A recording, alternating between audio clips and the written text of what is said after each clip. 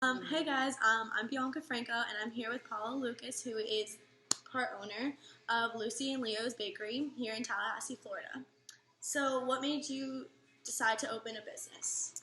I went to London and walked into a tiny little cupcake shop, and we didn't have anything like that here. That was 7 years ago, and so we're like, hey, let's go back and see if we could make this happen in Tallahassee. How did you decide on the legal business sides? How did you guys know okay, I want to make a store first and stuff like that? We started doing it out of our house, so real small, and we would go to kind of local events and fairs and things like that.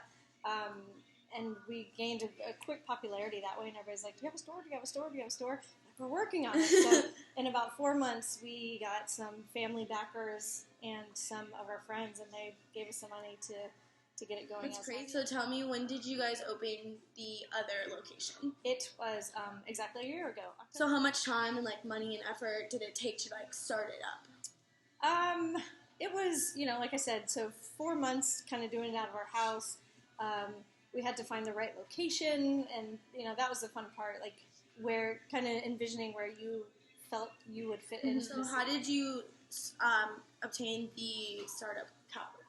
It was all friends and family and our own money. So how did you guys start from you two to getting 8 employees? We grew rapidly. We had a lot of friends and family. Most of our staff are friends. So are the 8 employees just for this store or the other location? Share. Okay, yeah, we go back and forth. Everybody's got particular duties that they do. I have morning bakers that are there at 5 o'clock in the morning, and I have people that they're throughout the day, 11, 12, who would not be happy if I said, hey, you're going to bake at 5 o'clock in the morning. So everybody has a particular skill set that they bring to the table, and we schedule according to that. And shop-wise, what we have going on. So where does the baking happen? Does that happen here? No, it's at the other one. Oh, okay. This is more or less just like a counter. Okay. Yeah, and we have a huge kitchen at our other store that we box them up and ship them down here every day. Yeah. Drive down Thomasville Road with them. So do you guys do delivery too? We do. Yeah, that's been a big hit. We've probably only been doing delivery about 2 years, and as you can imagine, it's huge for FSU campus. A food truck as well, so we drag that thing all over town. Oh, so when did you get your food truck going? About a year after we opened. So we've had the food truck for about 6 years. We restored a vintage camper. So how did you pick the resources, the different eggs and flowers and stuff like that? Where did you guys decide to buy all those things from? It's a good question. We kind of it's all over. Some things we get shipped to us. You do cost analysis on things, figure out where you can get the best product for the best money. It's not always about getting the cheapest product, because that cheapens your final product.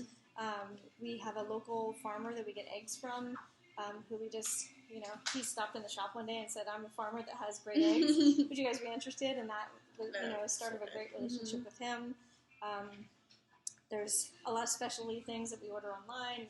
Amazon is our friend with some very specific things sometimes.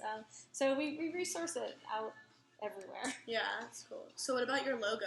How did this logo come to be about? Well, when we were picking the name, we had a hard time because there's a lot of cupcake shops that were opening at that time, and there was a lot of things. But our shop is named after 2 dogs. So Lucy and Leo are our dogs. And Lucy's a girl and Leo's a boy. And I had a vision of we're not super girly girls, so we wanted it to be slightly girly and with a kind of a boy charm as well. So our logo is scripty Lucy, and then hard collegiate for Leo. And it's one of the things we're the most proud of too.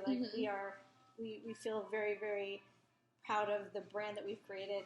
And that logo is what really took us to a level. And we also have an amazing website that some local people did for us that we're very proud of, that helps carry that through. And it's a good resource to pass on to people. And it's won a lot of awards as well. So that's cool. Yeah. So what are some of the products you guys sell? We make cupcakes. We make 3 sizes of cupcakes: minis, standard, and jumbos. We also have cake balls, which are like a cake pop with no stick. And we make those from our leftover products, so we don't have any product loss. So you don't throw a lot of money in the garbage, because you can use that to make that next product, which is basically cupcake and frosting balled together and dipped in chocolate. And then we just added something to our portfolio, which are French macarons, which is kind of a craze in food right now too. Some good friends out of ours They live in Georgia, and they make beautiful macarons, which are very hard to make. I tried. We wanted to make them ourselves, and they're really hard. So we got some friends that do them, and we've only had those for about 2 months. So it's a neat new kind of thing. And they're a gluten-free option too, which we really try to. We do vegan options and gluten-free options, so everybody can have a cupcake. That was a big deal to us in the beginning to make it a very accessible product to all. And now the macarons are another gluten-free option too. So they've been a big hit in that market. So is there any products you guys are like wanting to do but haven't we're yet? We're working on cookies. Okay, cookies is a big request. Everybody they want an extension of the bakery. It's funny when you do cakes and cupcakes for so long. I'm not a cookie baker, so it takes a little bit more time to really get the finesse of it down and make a good product, because we do everything from scratch. So, it's kind of a difference that takes a little more time and a little more assets because it is a homemade from scratch product. Definitely. So what do you guys do with all the leftover products from the day? We'll turn them into the cake balls with the cupcakes. The macarons are a freezable product, so you get a little more shelf life out of those. We try to have a really kind of a tight matrix of what we make every day, so we don't have those leftovers. And after all those years, we've pretty much got that down. Yeah. You get a curveball every once in a while where somebody comes in and wants 3 dozen cupcakes and they didn't make a special order, but we can react pretty quickly to that in our bakery too. So how did you guys do the marketing, like with advertisements and stuff like that? We are 2 girls that have been in this town for a long time too. We both are FSU grads. My partner is also a graduate of FSU College of Business. She got her MBA there, so we had a lot of great local ties that way. We did some newspaper stuff. Honestly, our biggest thing was Facebook. That was kind of when Facebook let you do a lot of free advertising. Yeah. There's a lot of rules that it doesn't work like it used to, but it was kind of like a gift back then that you could advertise majority of the time on Facebook. Yeah. It was very successful. Especially, I'm assuming your friends and like family and stuff, like spread the word. Just kind of spread like wildfire. Yeah. So, how about your customers? Who do you think would be your biggest like fan base, I guess you would say? This location, we have 2 locations. So our Midtown location is definitely fueled by FSU, a lot of it. We do a lot of special events with FSU as well. We do a lot of things once the session is in with all the legislatures. We have a lot of great downtown business that comes to us at the Midtown location. Our other location is kind of up in the suburbs of Tallahassee, north of this one, and it's a lot more family oriented up there. So what are the license requirements for owning a cupcakery? Cupcakery, we are licensed under the Department of Agriculture. So we get inspections every year.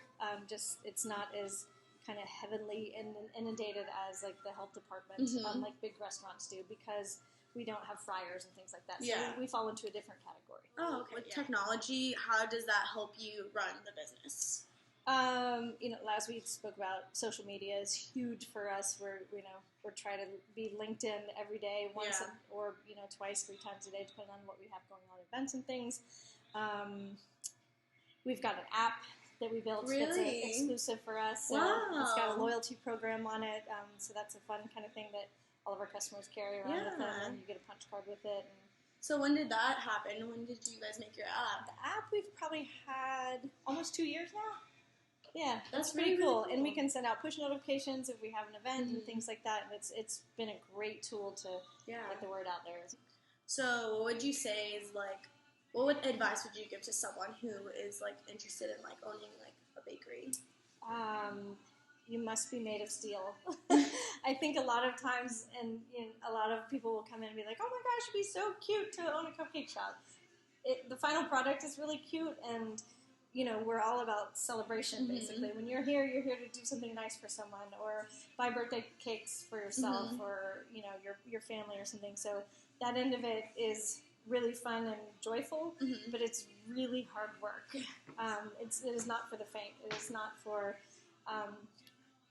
It's not like a cutesy job. Yeah. I mean, it is if you get to sell and deal with the customer part of it, but it's really, really hard work. And I feel it's really hard work because we do it the right way, and we do it from scratch. We could cut corners and use mixes and buy 5-gallon buckets of frosting that isn't what we want to put out there as a good product.